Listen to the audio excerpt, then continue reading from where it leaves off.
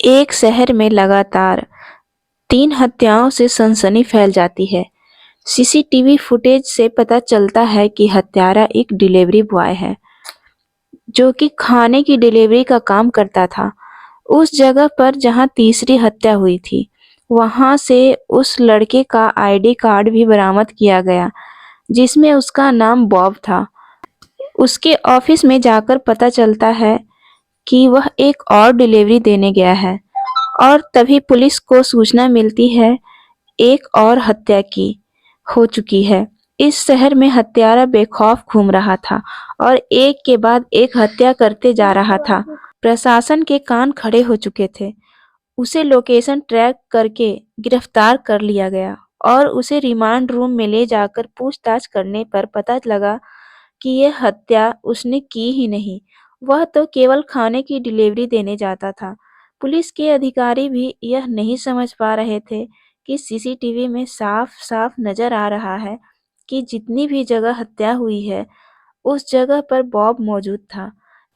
लेकिन वह सच बोल रहा था, क्योंकि इतना टॉर्चर करने के बाद भी उसने अपना बयान नहीं बदला था। अधिकारियों को कुछ समझ नहीं आ रहा था कि मामला क्या चल रहा है।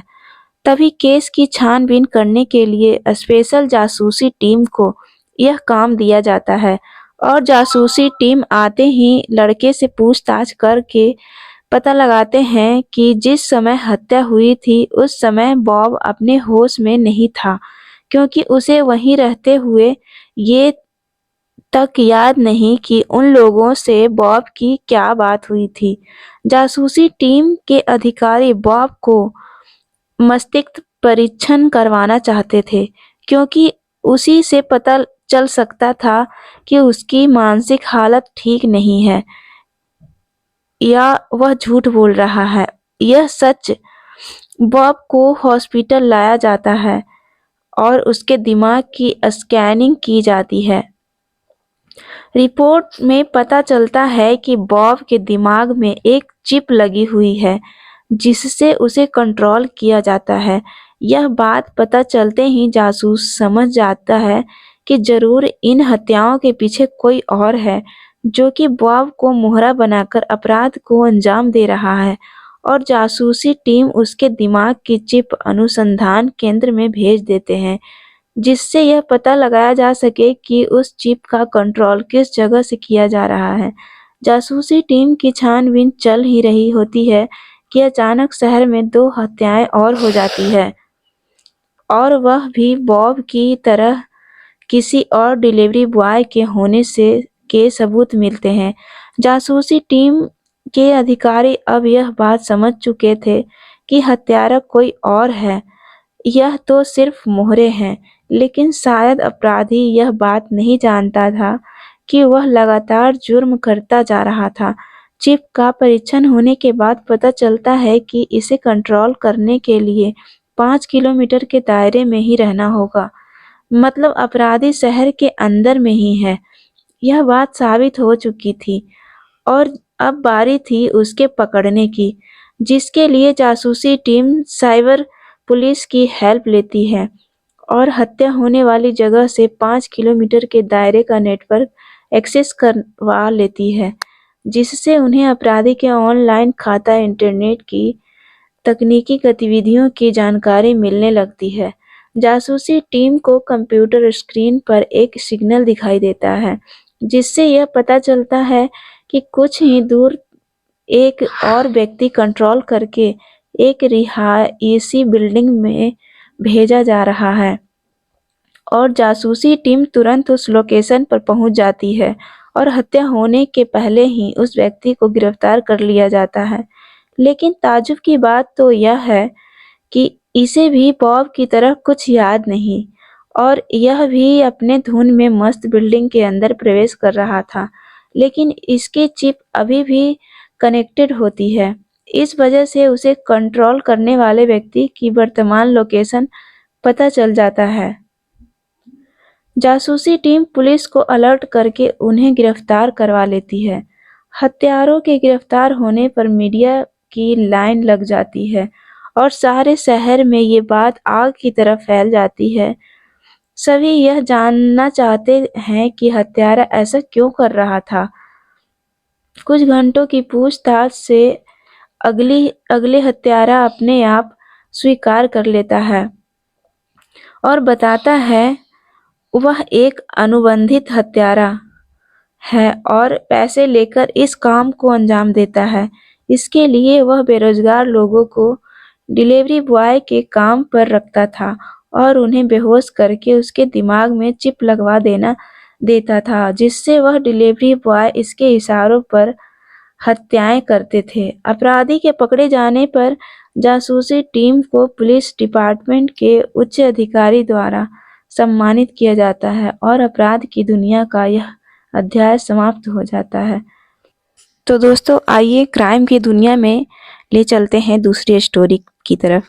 ये कहानी एक ऐसी घटना पर आधारित है जो आए दिन समाज में लोगों की लापरवाही से घटती रहती है। एक शहर में बच्चा चोर की बहुत अफवाह फैली थी।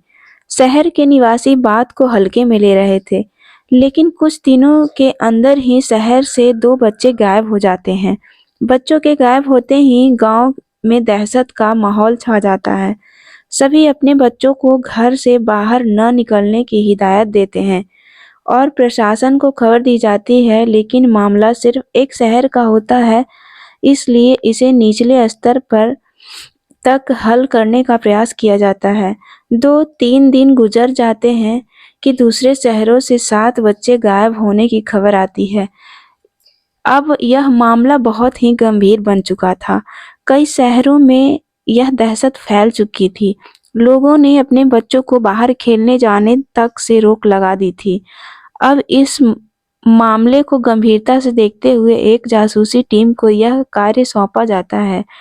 जासूसी टीम एक अधिकारी को और 2 युवा सहकर्मी होते हैं, जिसमें एक लड़का और एक लड़की होते हैं। टीम मामले को बारीकी से समझने का प्रयास करती है और उन्हें एक विचार आता है, क्यों न किसी बच्चे को प्रशिक्षित करके बच्चा चोर गिरोह के सामने चारा बना के रखा जाए और जब वह लोग उसे उठाने आए तो उन्हें गिरफ्तार कर लिया जाए। लेकिन यह काम जोखिम से भरा था, जिसमें एक मासूम बच्चे की जान को खतरा भी हो सकता था। इस वजह से इस काम के लिए आधिकारिक सहमति नहीं दी जा सकती। जासूसी की दायरों के बाहर रहकर भी कुछ काम करने पड़ते हैं, इसलिए उन्होंने यह काम गुप्त तरीके से करने का इरादा बनाया और जिस शहर में ज़्यादा घटना हो रही थी, उस शहर के बच्चे को ढूंढ निकालने गए। काफ़ी देर तक टीम पूरे शहर में घूमती रही, लेकिन उन्हें कोई ऐसा बच्चा नहीं मिला जिसके माता-पिता यह कार्य करने के लिए तैयार हो। स्वाभाविक बात है, ऐसा कोई भी इंसान अपने बच्चे को ऐसे जोखिम में जाने नहीं देगा। लेकिन सभी टीम को एक बच्चा नज़र आता है जो रेल की पटरी के किनारे होता है। उसकी हालत बहुत ही दयनीय दिखाई दे रही थी। जैसे ही सारी टीम उसके पास पहुंची, वह बच्चा खड़े होकर पूछता है, अंकल आप लोग कौन हैं? जासूसी टीम एक दूसरे को देखकर मुस्कुराती है। उन्हें लगता है चलो इस शहर में एक तो हिम्मत वाला बच्चा है जो हमसे इस तरीके से सवाल पूछ रहा है। और वह बच्चे को कहते हैं, बेटा क्या तुम्हें बहुत से खिलौने चाहिए? बच्चा खुश हो जाता है और बोलता है, जी हाँ, क्यों नहीं, लाइए दीजिए। लेकिन तभी जासूसी टीम में शामिल लड़की कहती है, बेटा खिलौने तो यहाँ नहीं हैं, तुम्हें हमारे साथ चलना होगा और वहीं जाकर तुम्हें मन के खिलौने पसंद कर लेना। लेकिन तभी बच्चा पलटकर जवाब देते हुए कहता है, नहीं, आप लोग ने यदि मुझे भी पकड़ लिया तो वैसे भी शहर में बहुत से बच्चे चोरी हो रहे हैं। तभी जासूस अधिकारी आश्चर्य भरी निगाहों से उस बच्चे को देखता है और सोचता है कि भला इस बच्चे को इतनी जानकारी कैसे है, और वह मन ही मन खुश होता है कि चलो कम से कम यह बच्चा समझदार है और इनका काम बन सकता है। और तभी लड़की मुस्कुराते हुए कहती है, अरे नहीं बेटा, हम तो उसी बच्चा चोर को पकड़ने जा रहे हैं और इस काम के लिए हमें किसी बहादुर बच्चे की मदद चाहिए। तभी वह लड़का पलटकर कहता है, मुझसे बहादुर तो यहाँ कोई भी बच्चा नहीं मिलेगा आपको, मैं आपकी मदद कर सकता हूँ। बच्चे की इतनी बहादुरी वाली बात सुनकर जासूसी टीम के हौसले बढ़ जाती है और वह बच्चे को लेकर अपने अनुसंधान केंद्र पहुँचते हैं। अंदर आते ही बच्चा चारों तरफ ताज्जुब के साथ देखता है और पूछता है, इतनी बड़ी-बड़ी मशीनें और यह कंप्यूटर आप लोगों ने क्यों लगा रखे हैं? जासूसी टीम के अधिकारी बच्चे से कहते हैं, बेटा अंदर चलो, तुम्हें सब पता चल जाएगा। अंदर पहुंचते ही वह बच्चे को कंप्यूटर में एनिमेशन के जरिए जारी योजना को समझाने का प्रयास करते हैं। बच्चा बहुत होशियार होता है और जल्दी सभी बातों को समझ जाता है। दरअसल उसे बच्चा चोर गिरोह के जगह पर पता लगाना है, लेकिन उसके लिए उसे ऐसी जगह घूमना होगा जहाँ से वह बच्चा चोर उसे उठाकर ले जाए। और इस दौरान बच्चे के कपड़े में जीपीएस ट्रैकर लगा होगा और वह जहाँ-जहाँ बच्चे को लेकर जाएंगे, जासूसी टीम को सारी सूचना प्राप्त चलती जाएगी और योजना के अनुसार बच्चे को उसी जगह पर जाकर खड़ा किया जाता है जहाँ से पिछले ही हफ्ते 2 बच्चे गायब हुए थे। बच्चा काफ़ी देर तक सड़क पे टहलता रहता है और थक करके वहीं सड़क के किनारे बैठ जाता है। वहीं थोड़ी दूर जासूसी टीम भी उस बच्चे के ऊपर नज़र रखे हुई थी। सुबह से शाम हो जाती है लेकिन उस बच्चे के पास कोई नहीं आता और जासूसी टीम निराश होकर के अपना सेटअप बंद कर लेती है और धीरे से गाड़ी बच्चे के पास ले जाने लगती है, लेकिन जैसे वो लोग बच्चे के पास पहुंचते हैं, बच्चा वहां नहीं होता। सारी टीम चिंता में आ जाती है। तभी जासूसी टीम के अधिकारी टीम के बाकी सदस्यों को आदेश देते हैं, जल्दी से वापस अपना सेटअप स्टार्ट करो और जीपीएस से उसकी लोकेशन ट्रैक पर देखो। उस बच्चे को अभी ज़्यादा दूर तक नहीं ले गए होंगे, लेकिन जैसे ही वह जीपीएस ट्रैक करने के लिए लैपटॉप खोलते हैं, उनकी चिंता और बढ़ जाती है, क्योंकि ट्रैकिंग खत्म हो चुकी थी और अब उन्हें भी नहीं पता था कि वह बच्चा कहाँ है। और यहाँ दूसरी तरफ वह बच्चा गाड़ी की डिक्की में होता है। उसकी आंख में पट्टी बंधी होती है। दरअसल जैसे ही जासूसी टीम अपना सेटअप बंद कर रही होती थी, उसी समय बच्चा उनकी रेंज से थोड़ा दूर आ चुका था और उसी समय बच्चा चोर गिरोह वहीं से गुजरा था और अकेले घूमते हुए बच्चे को अपने साथ ले गया था। बच्चे को ले जाकर एक अंधेरे कमरे में बैठा दिया गया। उसकी आँखों में पट्टी और हाथों पर रस्सी बंधी हुई थी। काफ़ी देर कोई आहट सुनाई नहीं देती तो बच्चा हिम्मत करके अपने पैरों की मदद से अपने आँख की पट्टी हटाता है और वह देखता है कि कमरा कचरे से भरा हुआ है। ऐसा लगता है यह कोई गाड़ियों का गैराज है। तभी बच्चे की नज़र कमरे के ऊपर बनी खिड़की पर जाती है, लेकिन खिड़की बहुत ऊंचाई पर होती है, जिसकी वजह से बच्चे को बाहर का कुछ नज़ारा नहीं दिख सकता। बच्चा हिम्मती था, इसलिए वह बाहर निकलने की कोई तरकीब लगाने लगता है। यहाँ जासूसी टीम उसी लोकेशन पर पहुँचती है जहाँ से बच्चे को उठाया गया होगा और काफ़ी निरीक्षण के बाद उन्हें उनका जीपीएस ट्रैकिंग डिवाइस सड़क पर पड़ा दिख जाता है। उन्हें समझ में आ जाता है कि बच्चा चोर गिरोह जरूर बच्चे को अपने साथ ले गया है। इत्तेफाक से जासूसी टीम भी उसी दिशा में कार से जाने लगती है जहां बच्चा चोर गिरोह गए थे और यहाँ बच्चे को एक तरकीब सूझती है। वह कमरे में रखे हुए कार की बॉडी के एक टुकड़े को धीरे से घसीटने लगता है, घसीटकर लाता है और खिड़की के नीचे दीवार से टिकाकर रख देता है और धीरे से दीवार का सहारा लेते हुए खिड़की तक पहुंच जाता है। जब वह बाहर झांककर देखता है तो उसे यकीन नहीं होता। यह कोई गैराज नहीं बल्कि एक बहुत बड़ी बिल्डिंग थी, जिसकी ऊपर मंजिल इस बच्चे को रखा गया था और इसी बिल्डिंग में बहुत से बच्चे अलग-अलग जगह में बंद थे, जो पहले बच्चा चोर गिरोह द्वारा उठाए गए हैं। बच्चा घबराकर नीचे उतर जाता है।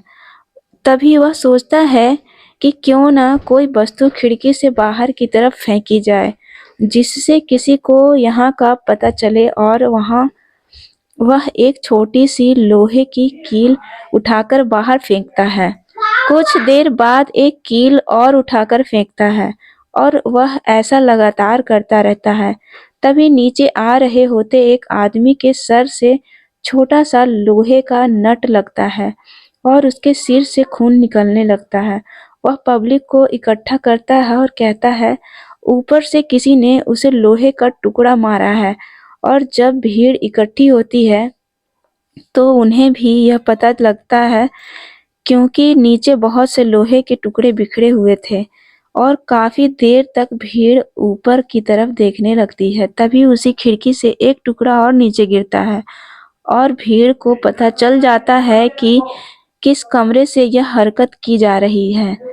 सारी भीड़ भागते हुए ऊपर बिल्डिंग में पहुंच जाती है, लेकिन बच्चा चोर गिरोह उन्हें अंदर आने नहीं देता। तभी भीड़ को कुछ अंदेशा होता है और सभी लोग भागते हुए ऊपर जाते हैं। ऊपर पहुंचते ही उन्हें उस कमरे से ही वही बच्चा मिलता है और वह भीड़ को सारी बात पता चल जाती है। भीड़ बच्चा चोर गिरोह को अपने कब्जे में ले लेती है और बात फैलते ही जासूसी टीम भी वहां पहुंच जाती है। इस बच्चे की समझदारी से जासूसी टीम ने बच्चा चोर गिरोह को गिरफ्तार कर लिया था। तब सभी लोगों ने उस बच्चे की अक्लमंदी की बहुत तारीफ की और जुर्म की दुनिया का यह अध्याय समाप्त हो गया। तो दोस्तों, उम्मीद करती हूँ आप लोगों को यह कहानी पसंद आई होगी। तो ज़्यादा से ज़्यादा चैनल को सब्सक्राइब करें और कहानी को लाइक करें। तो मिलते हैं किसी अगले कहानी में, तब तक के लिए हंसते मुस्कुराते रहिए।